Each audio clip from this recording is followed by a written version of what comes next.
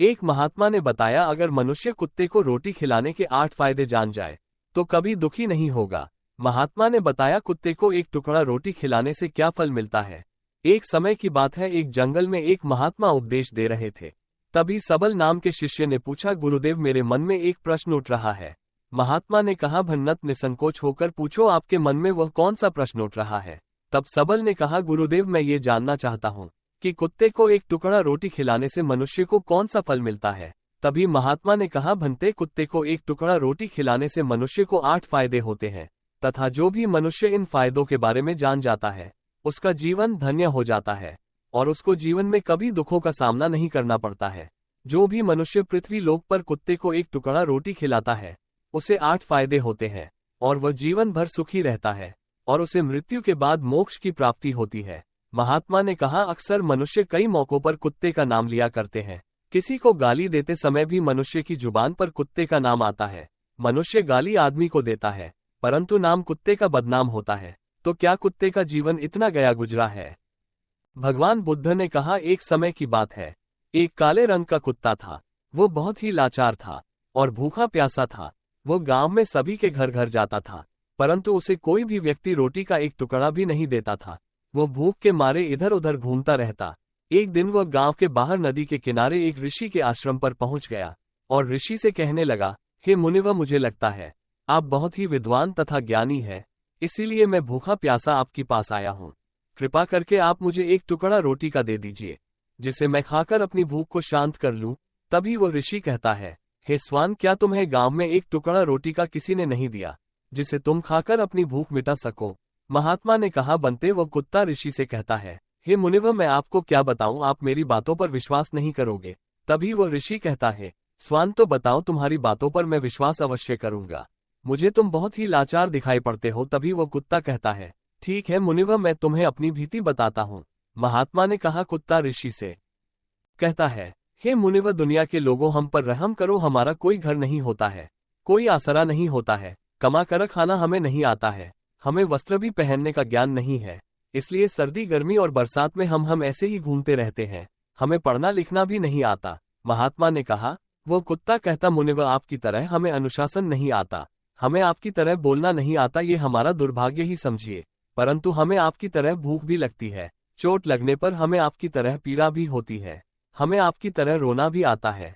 बस इन्हीं 3 कामों में हम आपकी बराबरी करते हैं, इसलिए हम पर दया दिखाए, हमें और कष्ट मत दीजिए। ईश्वर ने तो हमें वैसे भी कष्ट देकर ही भेजा है, ऊपर से आप लोग हमें परेशान करते हैं। हम आपकी तरह मनुष्य नहीं है, हम पराधीन जीव हैं।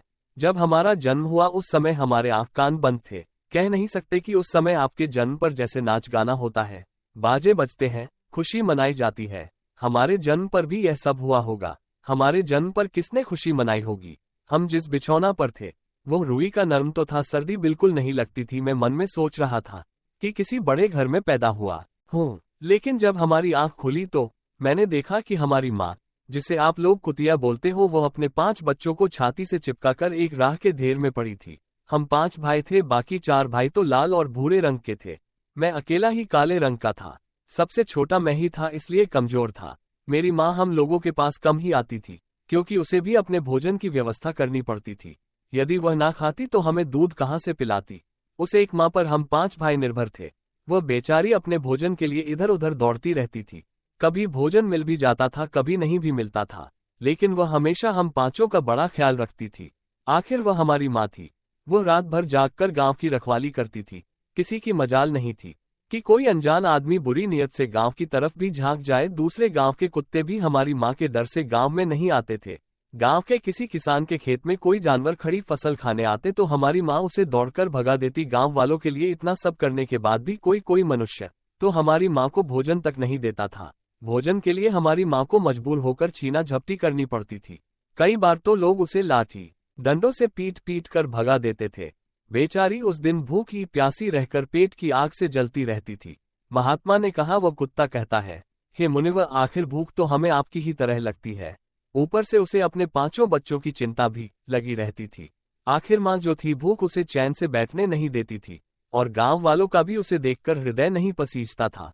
तो बेबस होकर उन लोगों के घरों में चोरी से घूमना पड़ता था और खाने की कोई चीज मिल जाती उसे खाकर अपने पेट की आग बुझा लेती थी। कई बार तो लोग उसे खाने की वस्तु ले जाते हुए देखते तो लाठी डंडे लेकर उसके पीछे पड़ जाते। कुछ निर्दय लोग तो कई बार उसे घर के अंदर बंद करके पीटते थे। हमारी माँ का बुरा हाल कर देते थे। फिर वो कुत्ता ऋषि से कहता है, हे मुनिवर, हमारी माँ ने क्या बिगाड़ा था? उसने सिर्फ अपने पेट के लिए भोजन ही तो चुराया था। चोरी करने का हमें कोई शौक नहीं है, पर पापी पेट हमें ये सब करने के लिए मजबूर कर देता है। एक दिन की बात है, बड़ी जोरदार बरसात हुई, ओले पड़े थे, ठंडी हवा चल रही थी। उस ठंड में ठिठुर कर हमारे 3 भाई मर गए। उस दिन हमारी माँ बहुत रोई थी, लेकिन मनुष्य हमारी पीड़ा को नहीं समझे क्योंकि उसके बच्चे थोड़े ही मरे थे। फिर वो कुत्ता कहता है, हे मुनिवर, अब हम सिर्फ 2 भाई रह गए थे। हमारी माँ हम दोनों की अच्छे से देखभाल करने लगी। फिर एक दिन उसी गांव में ठाकुर साहब के घर पर दावत चल रही थी और अनेक प्रकार की मिठाइयां बन रही थी। ठाकुर साहब के घर काफी मेहमान आए हुए थे। हमारी माँ कुछ खाने की तलाश में बार बार उधर जाती, लेकिन लोग उसे दुत्कार कर भगा देते थे। किसी को उस पर इतना भी तरस नहीं आया कि एक रोटी उस बेचारी को खाने को फेंक दे। एक रोटी से उनका क्या बिगड़ जाता? मेरी माँ बार बार जाती और वहीं खड़ी खड़ी देखती रहती थी। ठाकुर साहब के आंगन में दावत खाने का सिलसिला चालू हुआ। भोजन परोसा जाने लगा।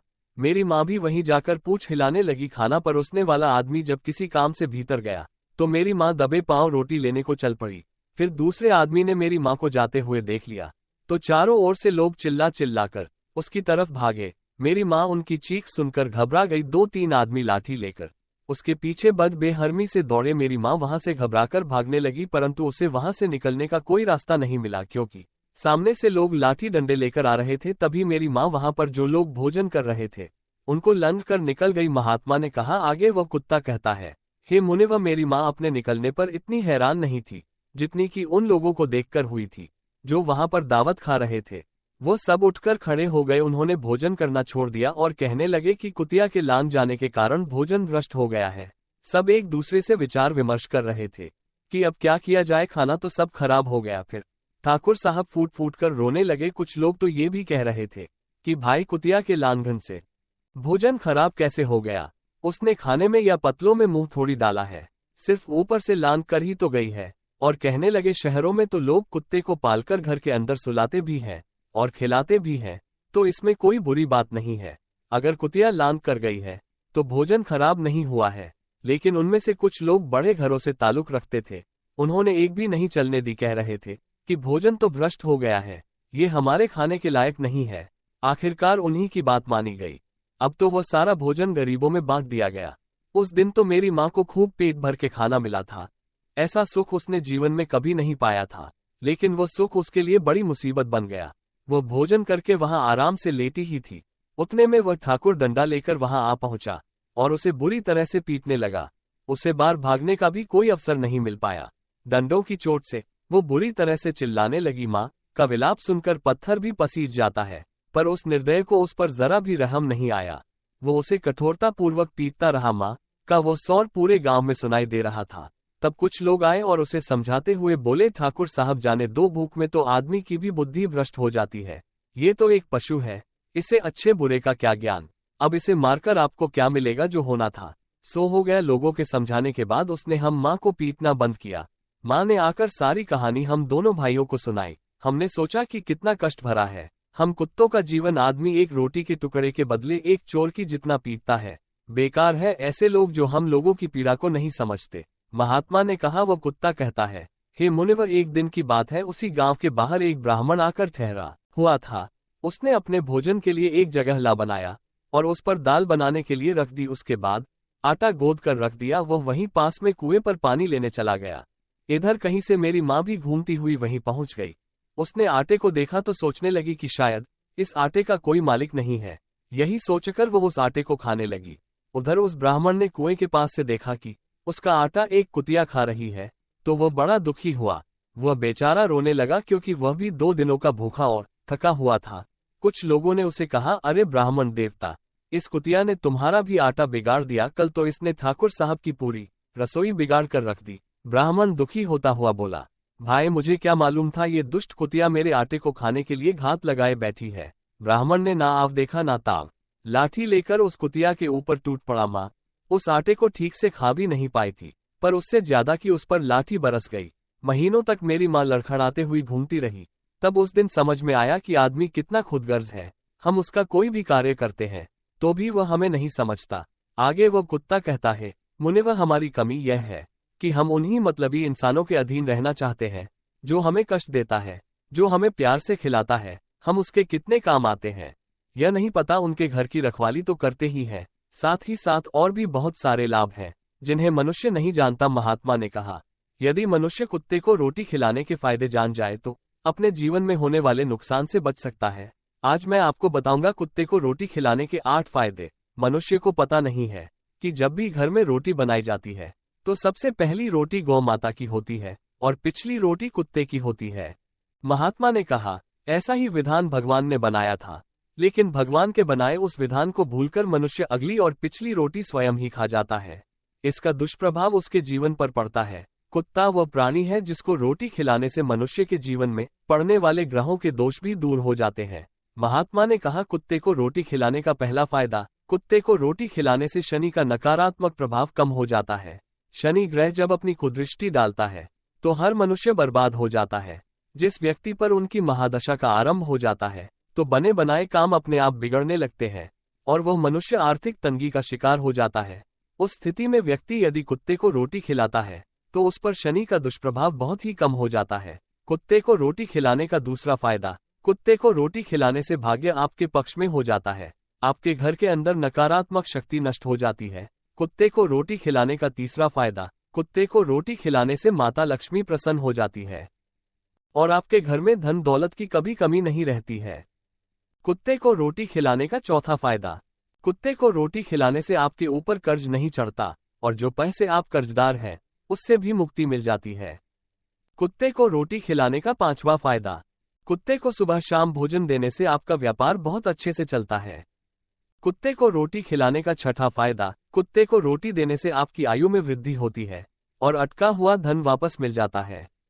कुत्ते को रोटी खिलाने का सातवां फायदा, कुत्ते को रोटी देने से हमेशा आपका स्वास्थ्य अच्छा बना रहता है और मानसिक रूप से आप मजबूत रहते हैं। आपका मन हमेशा ऊर्जावान रहता है, अच्छे विचार आपके मन के अंदर आते हैं। कुत्ते को रोटी खिलाने का आठवां फायदा, कुत्ते को रोटी खिलाने से भगवान प्रसन्न रहते हैं, क्योंकि भगवान को समस्त जीवों की चिंता रहती है और जो समस्त जीवों पर दया दिखाता है भगवान भी उस मनुष्य से हमेशा प्रसन्न रहते हैं। भगवान की कृपा सदैव उस परिवार पर बनी रहती है। आपने अपने बुजुर्गों से सुना होगा, कहते हैं कि जब कुत्ता रोता है तो अब सुगुन होता है, कोई संकट आता है, किसी की मृत्यु होती है, इसलिए कुत्ते को कभी रुलाना नहीं चाहिए। इस प्रकार से महात्मा ने सबल को कुत्ते को रोटी खिलाने के 8 फायदे बताए और जो भी मनुष्य कुत्ते को रोटी खिलाता है तो उसे इन 8 फायदों का फल प्राप्त होता है। वीडियो अगर पसंद आया हो तो वीडियो को लाइक और हमारे चैनल सनातन धर्म कथा सब्सक्राइब करें और अपने दोस्तों के साथ शेयर करें। धन्यवाद।